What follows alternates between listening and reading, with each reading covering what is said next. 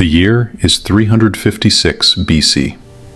King Philip II of Macedon was known for his harsh temperament, disciplined character, and military genius.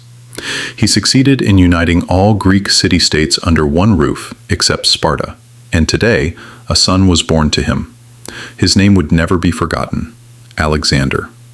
In that era, children in the Greek world underwent harsh training from a very young age. Being left hungry, beaten, and subjected to intense physical drills was considered normal. Although Philip wanted his son Alexander to be raised like a steel helmet, Alexander was physically frail and emotionally very much a mama's boy.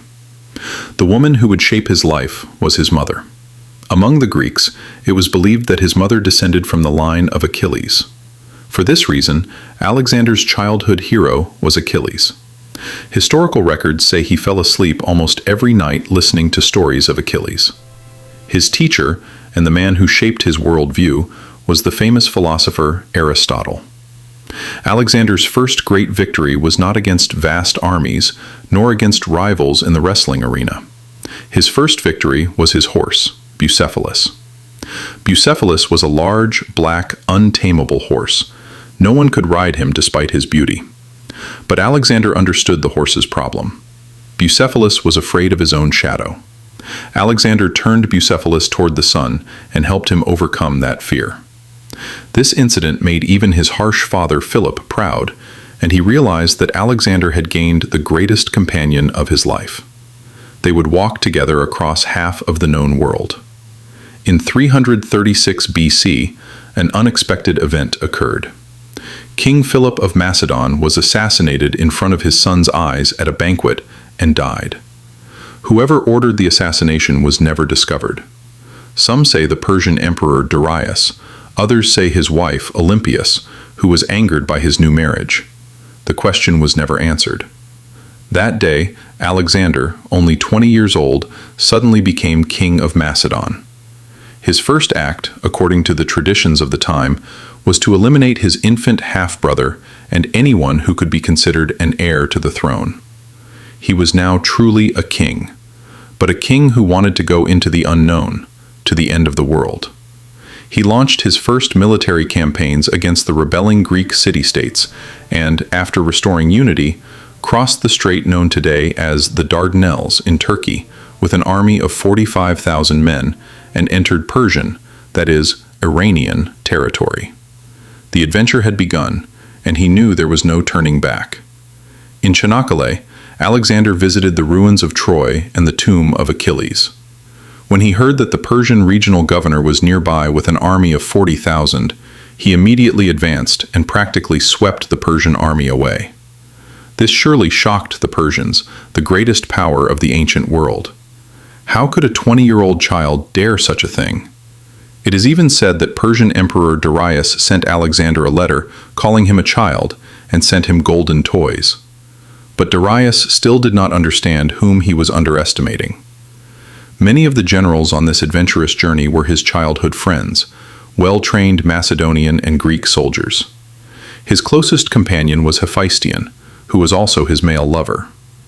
Alexander kept winning victories and annexed cities such as Ephesus, Miletus, Halicarnassus, Xanthos, and Side, one by one. Drawing zigzags through Anatolia, he arrived at the city of Gordion, known today as Ankara, the capital of Turkey. There was a legend there. In Gordion, there was a knot that only the future ruler of the world could untie. They presented it to Alexander. He examined it, then drew his sword and cut the knot. While advancing through Anatolian cities, news arrived that a massive Persian army was approaching near Antioch. Emperor Darius had brought his family along to witness his victory. Against a Persian army of about 120,000 stood only 45,000 Greek soldiers. The most important Greek units were the heavy infantry called the phalanx, carrying 6-meter spears. The two armies met, and once again, thanks to Alexander's successful tactics, the Persian army was shattered. Emperor Darius fled the battlefield. Alexander was very angry at this, because in his view, a king should never act cowardly and flee, especially not leaving his family behind. One of Alexander's defining traits was that he always fought at the front rather than commanding from behind the lines, despite being wounded many times, even once having his helmet split by an axe. Darius's mother and wife were now in Alexander's hands, and he ordered that they be treated as before. Darius's mother grew so fond of Alexander that she later took responsibility for his meals. After this victory, Alexander continued advancing through the coastal cities of the Middle East, fighting many more major battles and winning them all. Soldiers from Greece's mild climate followed him through desert heat.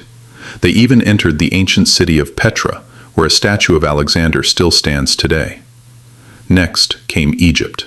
Alexander captured it easily and was welcomed with great affection by the people. Egyptian and Greek cultures were quite close, and since Egyptians saw the Persians as occupiers, they greeted Alexander as a liberator. They even declared him pharaoh. You can see him depicted in hieroglyphs wearing the pharaoh's attire and beard. In one of Egypt's most beautiful places, he founded the city of Alexandria, which would bear his name, and ordered the construction of a great library and the lighthouse of Alexandria, considered one of the 7 wonders of the world. But something strange happened then. It is told that he entered a spiritual quest. According to inscriptions, Alexander undertook a personal journey into the desert. Exhausted by heat and thirst, he reached the city of Siwa near Libya.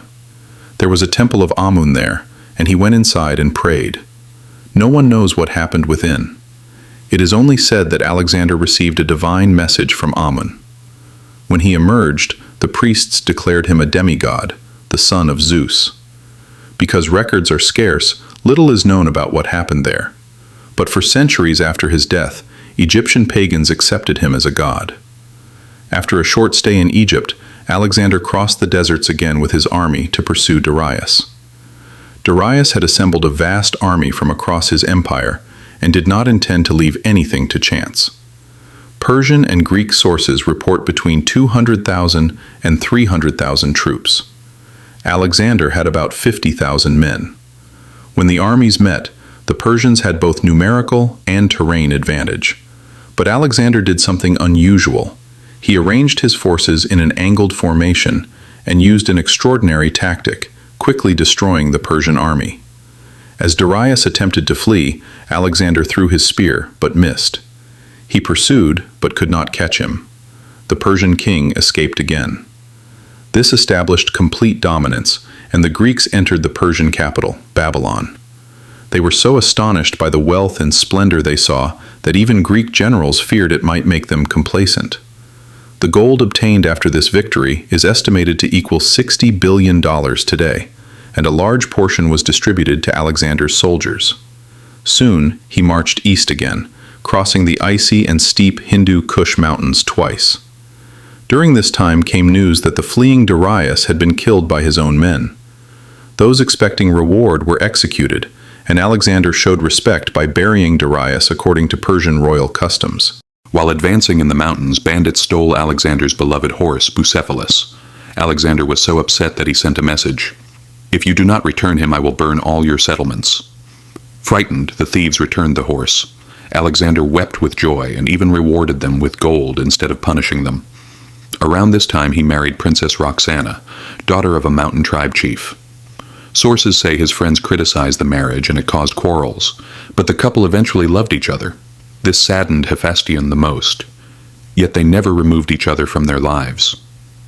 Alexander now set his sights on Central Asia. It was so cold there that even ice would feel cold. But Alexander was skilled at adapting his army to different environments and understood that Central Asian warriors' main advantage was long-range mounted archery. By applying similar tactics, he won victories and captured many cities including Samarkand in present-day Uzbekistan. He founded 10 more cities named Alexandria in this region. His army was not made only of soldiers. It included engineers, artists, actors, thinkers, architects, slaves, and thousands of craftsmen. He spread his culture and philosophy everywhere he went. And instead of replacing local rulers, he cleverly kept them as governors under his rule. He never interfered with religions, cultures, or administrative systems. Next was the Indian campaign. India then was a vast land of various kingdoms, and the strongest of them became his rival. Even though Alexander won quickly, the death of Bucephalus during the campaign deeply affected him. He founded a city named Bucephala, where the horse was buried, but they continued onward into India's interior. They encountered unfamiliar rituals, mystics, strangely dressed chiefs, and many animals they called monsters. They advanced through deserts, forests, mountains, frozen plains, hunger, thirst, death, and pain. Alexander treated Indian tribes, Persian soldiers, and Greeks equally, and granted them the same rights. He allowed them to greet him in their own customs, and even dressed like them among them. This often caused friction with his companions. Due to ongoing conflicts and months of monsoon rains, and seeing his soldiers no longer wish to go farther, Alexander returned to Babylon planning a future African campaign.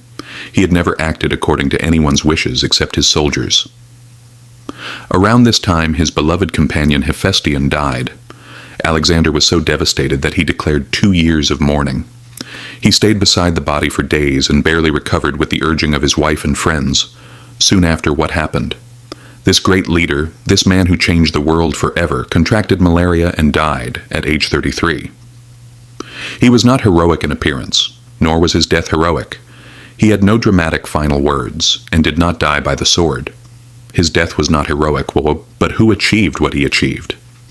In just 13 years, he marched 33,000 kilometers with his soldiers, won countless battles, and became history's first great king.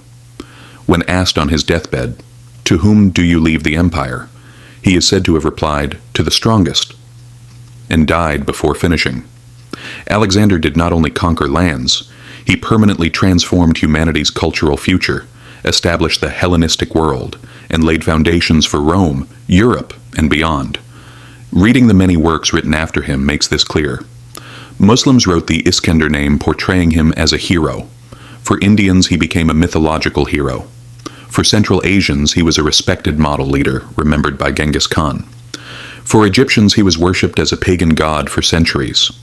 In his lifetime, from the southernmost parts of Africa to the northernmost parts of Asia, there was hardly anyone who had not heard his name. In nearly all mythologies, he appeared as the hero who achieved the impossible. It is said that the mother of Darius, whom he defeated, fell ill and died from grief after Alexander's death. Since Alexander was also pharaoh when he died in Babylon, we know his body was mummified and brought to Alexandria in Egypt and placed in a special sarcophagus. Kings visited his tomb for centuries. When the great Roman Emperor Augustus came to Egypt and wished to see Alexander's tomb, he was told he could also see other kings' tombs. He replied, "I came to see a king, not a handful of dead men." Alexander left a philosophy, the philosophy of desiring the greatest. He had a dream, a world united under one roof. Perhaps a dream that will never come true, but forever associated with him. When people say Alexander the Great, this vision always comes to mind. To reach more content, you can subscribe to my channel.